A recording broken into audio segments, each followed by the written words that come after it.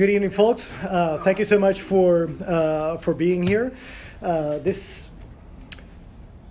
really welcome you and very thankful for you to be here for the opening of Nexus, which is our first large-scale event to celebrate the liberal arts at the University of Texas Rio Grande Valley. Our college is built on the foundations of our two legacy institutions, UTPA and UT Brownsville.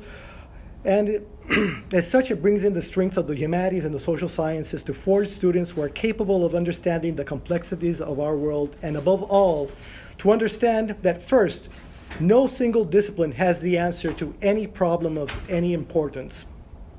And second, that the highest calling for a scholar is to engage with the community in the widest sense of that concept. Nexus showcases how our college makes this happen.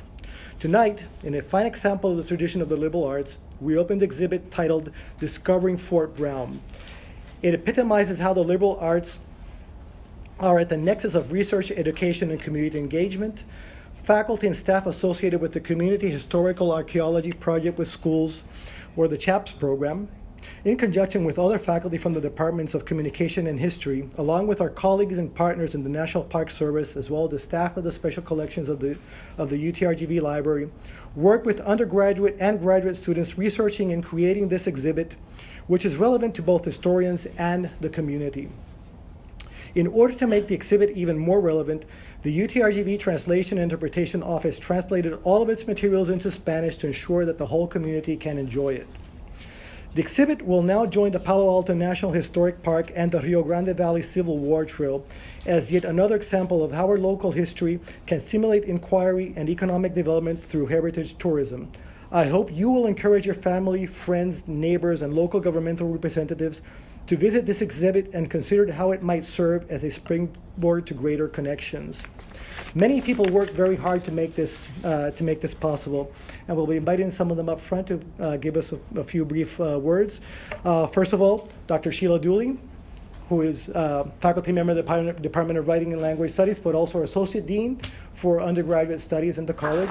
Thank you, Dr. Diaz. Thank you very much. We're very happy you're here tonight to be with us for the opening of this beautiful exhibit. And it's not just the opening of this exhibit, but as Dr. Diaz said, the opening of our 3-day event, Nexus. And this event will be for 3 days to show you what exciting things are happening here at our college, what students and faculty and community are doing together. We have a full schedule of events that we hope you might join us for. Each day will open with a breakfast session at 8 a.m., and students will be there to work with the people from our Career Center to talk about what they can do for after college as well as here. And then we have guest speakers, our faculty and staff and students as well will be presenting their research and their work. Teaching demonstrations, student projects will be on display for those 3 days. We have a lunch session planned for each day as well with a keynote speaker. And events in the evening as well. We have a film festival during the evening, an open mic, and creative presentations, poetry, and other things by our faculty. So there's something for everybody, and we hope you will join us. Please do. Now we have Superintendent Mark Spear from the National Park Service, Padre Island National Seashore and Palo Alto National Historic Park. Thank you, Dr. Diaz. It's a pleasure to be here. And what you said about communities and this university connecting is an outstanding example of what we have here this evening. You know, Brownsville has one of the only national park that deals with the U.S. war with Mexico, and one of only 119 parks in the entire United States. It's right here. And what we're doing here, I think, is really a cornerstone to working with the community to promote eco and heritage tourism. It's a huge industry that this city and this university can capitalize upon.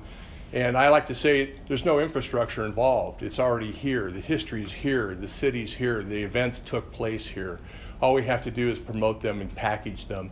And this exhibit here that we're working with, Dr. Skronik's Civil War Trail, we've been partners with for almost 4 years now.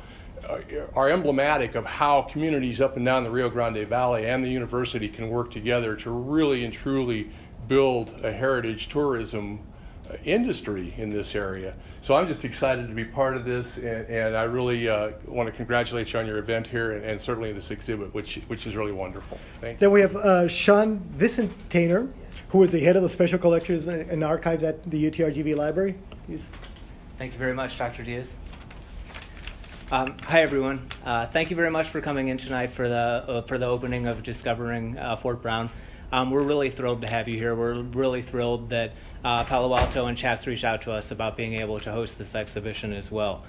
For those of you who don't know me, my name is Sean Vicentainer, and I'm the head of Special Collections and Archives here at the university. And what Special Collections and Archives does is we reach out and we collect resources of various formats related to the cultural heritage and history of the Rio Grande Valley.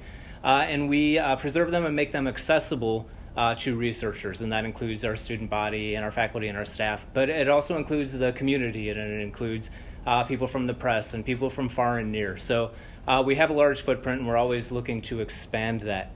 But that's really just a part of what we do. There's kind of a stereotype of a rare book librarian or an archivist of being somebody who hides out in an office and they go out into the world and they collect stuff and they hoard it and then they hope that people come visit them, right? And that stereotype's really being killed and buried, thankfully, in my opinion. And so today in Special Collections departments, as well as kind of our peer cultural heritage institutions like Palo Alto, like the Museum of South Texas History, like the Brownsville Historical Association. We're not only in the business of stewarding history and cultural heritage, we're in the business of creating content and exhibiting content that we've either made whole cloth or we've reproduced or interpreted in some way, sometimes from other institutions. And there's essentially three pillars, in my opinion, to this approach. The first is digitization. Digitization obviously is really wonderful, right? Because you can reach out potentially into the entire world you have as an audience. So it's a really great thing. And that's essentially scanning resources that we hold and making them available via the internet. And we did this recently in conjunction with UTRGV's history department, where we scanned the regional history series that has been going on since 1986. It was created, essays were created at then UTB and TSC, and now that legacy is living on through UTRGV's history department. You can find those works online. A very closely related pillar to just scanning things and making them accessible is curation or interpretation of content. And this is pretty new to us at UTRGV. We're actually going to be rolling out kind of our first curatorial effort online here later on this year. This summer, we're going to have an exhibition called Hometown Teams that is coming through. It's a Smithsonian traveling exhibition, and we're creating a web platform that is going to hopefully draw our patrons in and allow them to explore the history of sporting and sports within the Rio Grande Valley. And then that third pillar of the previous two is kind of the ancestor of that. And that's essentially not ignoring the physical, right? Because as much as the digital is attractive and we want to get out there and the audience is really intriguing, having exhibitions being a very important part of not ignoring the physical, bringing exhibitions into library spaces is a great way to create community and create a sense of place. So to that end, we're really, really thrilled to have you all here today. We hope you enjoy the exhibition, and thank you again to CHAPS and Palo Alto for including us. I'd like to call up Lieutenant Colonel Jerry Resmondo, the commander of the UTRGV ROTC. Good evening, everyone. Dr. Diaz, Dr. Skronik, thank you for this opportunity to highlight the insights as it relates to our ROTC cadets and how they benefit from such a great undertaking. One saying comes to mind when I'm always asked by my cadets, why is military history so important? So to me, it's a simple reply. So the past is prologue. For military professionals, the importance of studying military history lies in the lessons drawn from previous military generations and events. Our cadets learn from studying the accounts and decisions made by our former leaders and our commanders in the field. Our cadets benefit from having such a historic collection here in our own backyard. The storied Civil War history alone presents our cadets with the opportunity to analyze the parallels that exist between the operation environment of that time in which our forefathers faced and the contemporary environment which we are in today. The UTRGV ROTC department's mission also states that we should partner with the university to recruit, educate, retain, develop, and inspire senior ROTC cadets in order to commission officers of character for the total Army who are adaptive, agile, and critical thinkers. Studying and understanding history plays a critical role in accomplishing that mission. Some specific examples that we kind of, mentor our cadets on and focus them towards learning objectives include exposing students to the dynamics of battle, showing the human dimension or the faces of the battle that we see in some of the works out here in the hallway, providing case studies in the enduring principles of war, providing analytical framework for battle analysis, and encouraging the study of U.S. military history, to just name a few.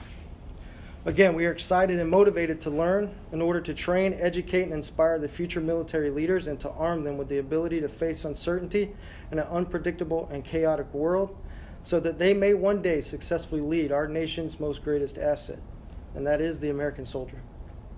Thank you so much for the opportunity to speak.